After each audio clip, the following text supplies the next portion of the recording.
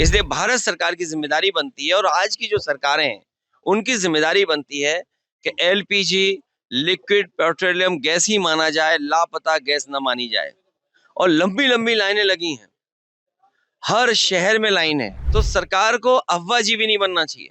पूरा देश जानता है कि अफवाहजीवी कौन लोग हैं। विपक्ष नहीं है, विपक्ष जानकारी देता है। समाजवादी पार्टी के नेता, पूर्व मंत्री नसीमुद्दीन सिद्दीकी साहब का मैं बहुत धन्यवाद देना चाहता हूं और उनका आभार प्रकट करना चाहता हूं कि आज उन्होंने रोजा अफ्तारी के समय पर बहुत से लोगों को बुला करके हम सब लोगों को मिलने जुलने का मौका दिया है। यही हमारी हिंदुस्तानियत है कि हम एक दूसरे के त्योहार मिलकर के मनाते हैं। यही गंगा जमनी तहजीब है जहां हम एक दूसरे के त्योहारों में खुशियां बांटते हैं, मिठाई खाते हैं और एक दूसरे के साथ हम अपने त्योहारों को मनाते हैं। यही हमारी मिली जुली संस्कृति है। भारत की यही खूबसूरती है कि हम त्योहारों पे मिला करते हैं। कभी हम जब होली आती है तो होली पर रंग खेल करके गले मिलते हैं। ईद आएगी, हम एक दूसरे को सिमैया बांट करके गले मिल करके एक दूसरे की खुशियां बांटेंगे। इसी भाईचारे को और हम लोग को मजबूत करना है। एक दूसरे का सम्मान करके समाज को और जोड़ करके हमें आगे बढ़ना है।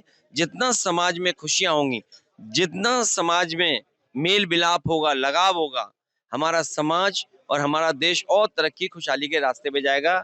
यही इन आयोजनों का मकसद होता है। सर, आज आप ईद दोनों त्योहार आने वाले हैं, लेकिन एलपीजी का संकट लगातार बना हुआ है। लोग लाइनों में खड़े एलपीजी को लेकर के और एनर्जी सिक्योरिटी को लेकर के जिस तरह का संकट आया है, उम्मीद है भारत सरकार इस संकट से निकलेगी और हम सबको निकालेगी। क्योंकि ये बहुत दिनों तक अगर ये संकट रहा तो हमारी अर्थव्यवस्था और जो हमारी तमाम तरह का कारोबार है उसको बड़े पैमाने पे नुकसान पहुंचेगा। इसलिए भारत सरकार की जिम्मेदारी बनती है और आज की जो सरकारें हैं उनकी जिम्मेदारी बनती है कि एलपीजी लिक्विड पेट्रोलियम गैस ही माना जाए, लापता गैस न मानी जाए। और लंबी लंबी लाइनें लगी हैं, हर शहर में लाइन है, हर एजेंसी के पास लाइन है। सॉफ्टवेयर से खिलवाड़ कर रहे हैं। जिस सॉफ्टवेयर से हम अपना सिलेंडर भरवाते हैं वो सॉफ्टवेयर से खिलवाड़ कर रहे हैं और हम लोग अफवाह नहीं फैला रहे हैं। जो देख रहे हैं, जो दिखाई दे रहा है वो बोल रहे हैं और सरकार को जागरूक कर रहे हैं। अगर उसमें भी उनको कोई आपत्ति है तो सरकार को अफवाहजीवी नहीं बनना चाहिए। पूरा देश जानता है कि अफवाहजीवी कौन लोग हैं। विपक्ष नहीं है, विपक्ष जानकारी देता है। सरकार की जिम्मेदारी है कि पर्याप्त गैस उपलब्ध कराएं। पहले शिवालिक और फिर नंदा देवी एक जहाज जो है वो भारत पहुंची और भारत सरकार का दावा है कि एलपीजी गैस की आपूर्ति है वो पूरी तरीके से सही हो जाएगी। भारत सरकार और भारत विश्व गुरु तभी माना जाता है जब युद्ध ना होता, और युद्ध ही नहीं होता तो आज हमें इतना इंतजार किसी का नहीं करना पड़ता।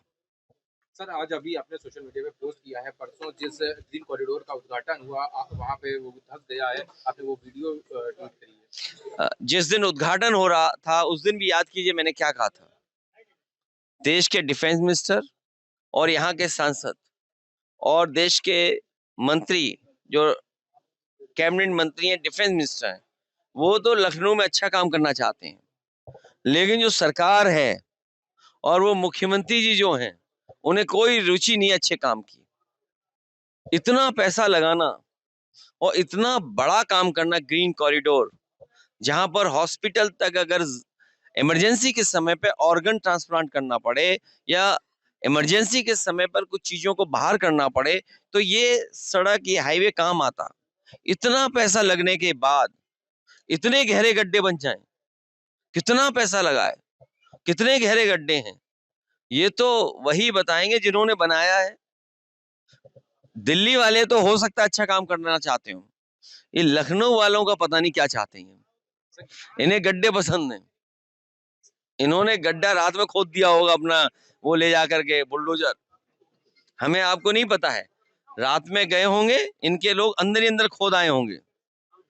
सर ग्रीन कॉरिडोर के अलावा ने डीजीपी को वेस्ट बंगाल में डीजीपी का ट्रांसफर किया है। उत्तर प्रदेश में सर जो है फुल टाइम डीजीपी क्यों नहीं मिल पा रहा है, और लॉ एंड ऑर्डर की स्थिति कैसे देख रहे हैं? गोरखपुर में एक हत्या हुई है। मैं दावा कर सकता हूं, जब चुनाव उत्तर प्रदेश में होगा, न डीजीपी हटेंगे, न होम सेक्रेटरी हटेंगे, न चीफ सेक्रेटरी हटेंगे, न किसी कप्तान की हम लोग शिकायत करेंगे वो हटेंगे, न डीएम हटेंगे, न कमिश्नर हटेंगे।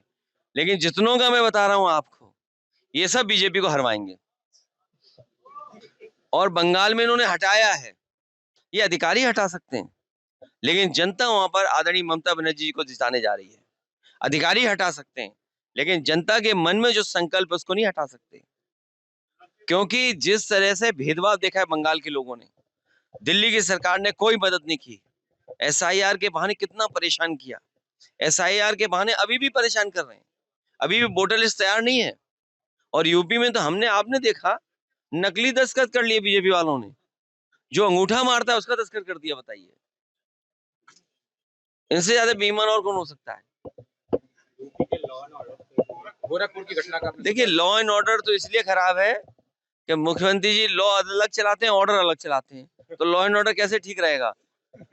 जब गोरखपुर में हत्या हो रही हो, वहां हर दूसरे तीसरे दिन रुकने जाते हैं और खुलेआम हत्या हुई हो। पहली हत्या नहीं हुई है ये, हमेशा हत्या होती है वहां पर। जब मुख्यमंत्री जी गोरखपुर जाते हैं, लॉ अलग ले जाते हैं, ऑर्डर अलग करके आते हैं, तो हत्या तो होगी। वो तो स्वजाति लोग हैं। इतना स्वजाति लोगों में इस समय मुख्यमंत्री जी ने कुछ अलग से पावर दे दी उन्हें। उसका परिणाम है कि माँ चिल्लाती रही, माँ और उनके परिवार के लोगों ने सूचना दी कि उसकी हत्या हो सकती है, उसके साथ कोई घटना हो सकती है, लेकिन उसके बावजूद भी कोई प्रशासन ने और सरकार ने उनकी मदद नहीं की। और देखिए परिणाम क्या हुआ, उनकी जान चली गई। ये पहली बार नहीं हुआ है, कई बार लोग मुख्यमंत्री आवास में आए हैं अपनी जान की रक्षा के लिए, उसके बाद जान की रक्षा नहीं हुई। मुख्यमंत्री आवास में जाओगे अगर जान की रक्षा के लिए, तो जब घर पहुंचोगे तो रक्षा कोई नहीं करेगा आपकी। बनारस में जो है 9 पे रोजाबदार किया, उसके बाद 14 लोगों को जेल में भेज दिया गया। कैसे देखते हैं? उन्हें डीएम एसपी एसओ साहब को भी कुछ अच्छा खाना खिलाना चाहिए था। आपको पता नहीं, हथेली गरम पुलिस नरम। उन्होंने हथेली गरम ही नहीं की होगी। अरे हथेली पे ईदी रख देते, अपने आप ठीक चलता मामला। अच्छा, नाव पे क्यों नहीं मना सकते? हम अपने छत पे मनाना चाहते, छत पे मनाएंगे त्योहार। नॉनवेज खा लिया था उसने।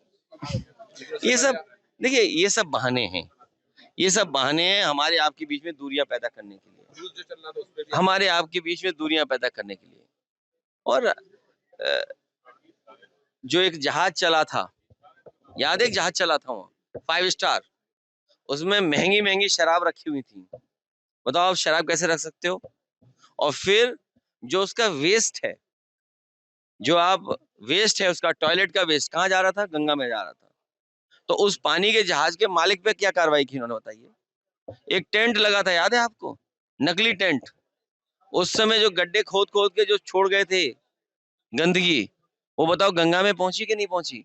तो ये सब बहाना है, ये जानबूझ करके प्रशासन इस तरह का काम करता है सरकार को खुश करने के लिए। हाँ, अगर किसी से गलती होगी तो वो स्वीकार कर लेगा गलती हो गई, अगली बार नहीं करेगा।